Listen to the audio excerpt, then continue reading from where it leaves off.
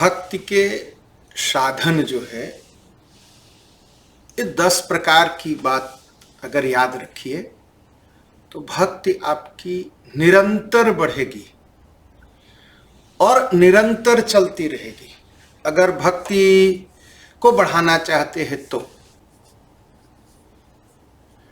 जो शास्त्र में जो लिखा है उसी पर चलेंगे तो ही भक्ति मिलेगी, नहीं तो भक्ति एक पाखंड बन के रह जाएगी। ध्यान से सुनिएगा, अगर भक्ति मार्ग पर चलना चाहते हैं तो नियम क्या है? नियम है जो शास्त्र बताते हैं उसी के रास्ते जब चलेंगे तो भक्ति की प्राप्ति होगी, तो भक्ति देवी मिलेंगी। जैसे रास्ता है ना, रास्ते पर चलने का अधिकार सबको है, सड़क पर गाड़ी चलाने का, लेकिन उसके कुछ नियम बनाए गए हैं कि हम लक्ष्य तक, हम अपने दूल तक, हम अपने जगह तक पहुंच सके, उसके लिए कुछ नियम बनाए और सुरक्षित पहुंच सके। तो जो नियम है अगर हम उसका पालन करते हैं तो ही हम अपने इष्ट तक, अपने ईश्वर तक, अपने प्रभु तक पहुंच सकते हैं। अब कहेंगे भाई रास्ता है, मेरी आजादी है, मैं तो चलूंगा। आजादी सबको है, आजादी सबको है सड़क पर चलने की, लेकिन जब नियम से चलेंगे तो ही पहुंचेंगे। अगर नियम से नहीं चलेंगे तो एक्सीडेंट होगा, दुर्घटना होगी, आपका जीवन और दूसरे का जीवन भी आप नरक में डाल देंगे। इसलिए सबसे अच्छी बात है, अगर भक्ति के रास्ते चलना चाहते हैं तो जो नियम है उसका पालन करिए, और बिना भक्ति के रास्ते चले पहुंचने वाले नहीं है भगवान तक। और जीवन में तो आप कहेंगे भाई भगवान तक पहुंचने की जरूरत क्या है? क्योंकि सुख तो सबको चाहिए ना, तो सुख जब चाहिए तो भगवान के पास सुख है, और भगवान तक पहुंचने के लिए उसके कुछ नियम है, उसका पालन करना पड़ेगा। तो ये 10 नियम याद रखिए। अगर ये 10 नियम याद रखते हैं तो भगवान तक पहुंचना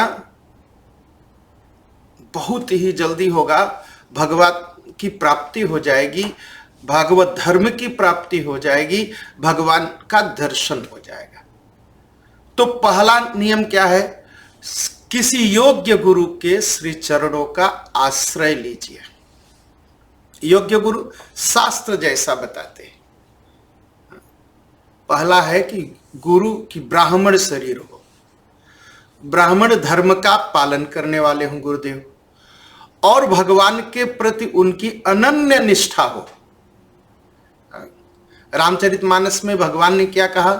अगर भक्ति को प्राप्त करना है, स्वर को प्राप्त करना है, तो पहला चरण है प्रथम ही विप्र चरण अति प्रीति। किसी ब्राह्मण गुरु के चरणों में अत्यंत प्रीति हो, विश्वास हो, उनका सेवा कर सके। और फिर उस गुरु, दूसरा क्या है? दूसरा है श्री गुरु के प्रदत्त मंत्र का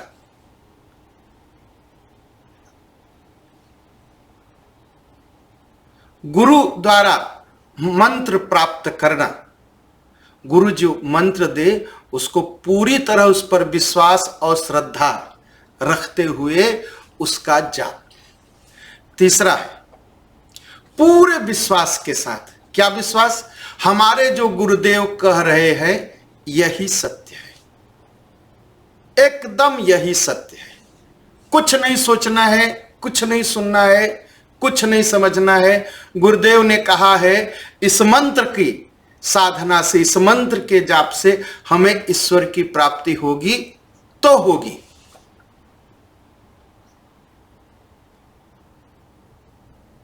एकदम इस पर पूरी तरह से विश्वास करना, यह जो है गुरु पर पूरी तरह विश्वास करते हुए मंत्र का जाप करना और गुरुदेव की सेवा करना। चौथा है जो साधु संत मिले सबको प्रणाम करना, दोष न देखना। अब कहेंगे दोष देखेंगे, साधुओं के चरित्र को समझना बहुत मुश्किल है भाई। उनका जो चरित्र है, उनकी जो लीला है, जो संत है ना, ये हमारे आपके समझ में नहीं आएगी। अब कहेंगे हम किसी को भी मान लें, हाँ किसी को भी मान लीजिए, कोई वेशधारी है, कोई तिलकधारी है, कोई कुरूपधारी है, कोई रूपधारी है, प्रणाम, बस। उसके बाद प्रणाम का मतलब नहीं है कि आप गुरु मंत्र का जाप छोड़ देंगे, गुरु को छोड़ देंगे, ऐसा नहीं। सबका सम्मान, सबका सम्मान। और भगवान की सेवा करते हुए, भगवान श्री राम की सेवा करते हुए भोगों को छोड़ना, सांसारिक जो भोग है, जो वासना है, जो माया है, इसको धीरे धीरे छोड़ना। ये छठवां हुआ। सातवां है तीर्थ यात्रा करना। द्वारिका जाइए, अयोध्या जी जाइए, हाँ, चित्रकूट जाइए, ये सब भाव भूमियां हैं। भगवान विराजमान है, भगवान की पूरी शक्तियां वहां विराजमान, उनका तीर्थ करना, तीर्थ सेवन करना। सातवां। आठवां क्या है?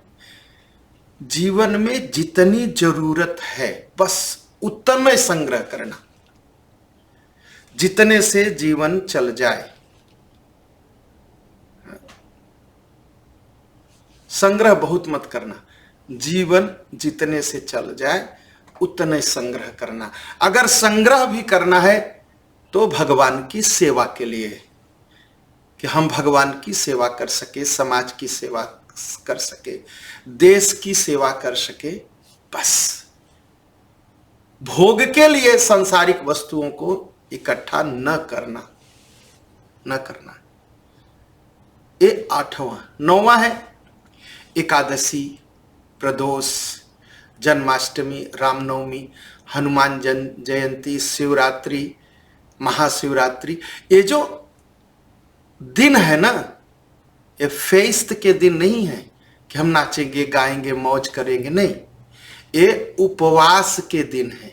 उपवास का मतलब है भगवान के पास बैठने का दिन है, व्रत करने का दिन है, भगवान के नाम एक एक्स्ट्रा और ज्यादा जपने का दिन है, कीर्तन करने का दिन है।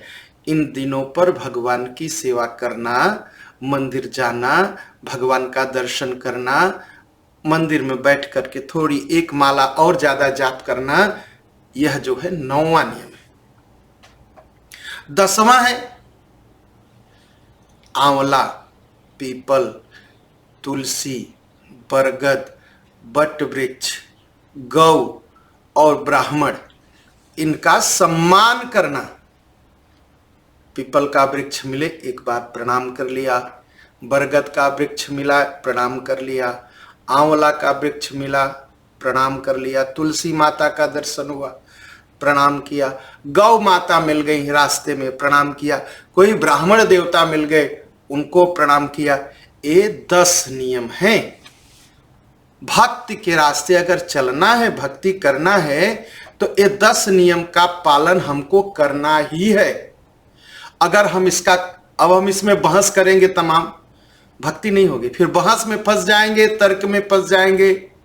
कोई बहस नहीं, कोई तर्क नहीं, कोई बुद्धि लगाने की जरूरत नहीं। नाम का जप और इन 10 नियमों का पालन से क्या होगा? ये भक्ति में सहायक है। आपकी भक्ति बढ़ जाएगी, आपकी भक्ति रुकेगी नहीं, और इससे ही मंगल होगा। ये पूरी तरह से विश्वास के साथ इन नियमों का पालन करिए।